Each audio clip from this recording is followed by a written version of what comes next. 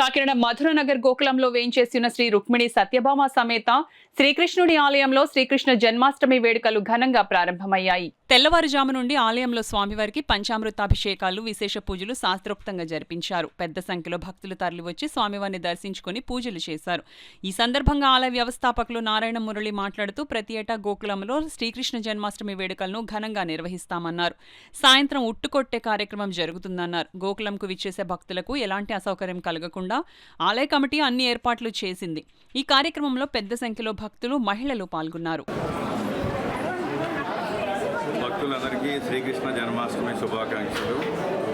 ఈరోజు మనం గోకులం ప్రాంగణంలో ఉన్నాము. ఈ గోకులం, నా పేరు నారాయణ మురళి.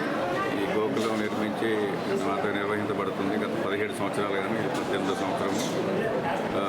కృష్ణాష్టమి అంటే గోకులం, గోకులం అంటే కృష్ణాష్టమి అంటే కాకినాడలో చాలా ప్రత్యేకత సంతరించుకుంది. గోకులం కృష్ణాష్టమి కార్యక్రమాలు అత్యంత వైభవంగా జరుగుతుంటాయి. ఈరోజు 3 రోజుల కార్యక్రమాలు ఉన్నాయి. ఈ సంవత్సరం ప్రతి సంవత్సరం లాగే నిన్నటి నుంచి కార్యక్రమాలు మొదలయ్యాయి. ఈరోజు ముఖ్యంగా జన్మాష్టమి సందర్భంగా ఉత్తరపూట సహస్రనామార్చన ఉన్న శ్రీకృష్ణ స్వామి వారికి సాయంత్రం పుట్టి మహోత్సవం 108 పదార్థాలతో మొదటి పదార్థాలతో నివేదన మరియు కోలాటాలు, సంగీత నృత్య కార్యక్రమాలు, భజన కార్యక్రమాలు అన్నీ ఉన్నాయి. ముఖ్యంగా ఉత్తి మహోత్సవం చాలా ప్రత్యేకత సంతరించుకున్నది ఇక్కడ. భక్తులందరూ అన్ని కార్యక్రమాల్లో పాల్గొని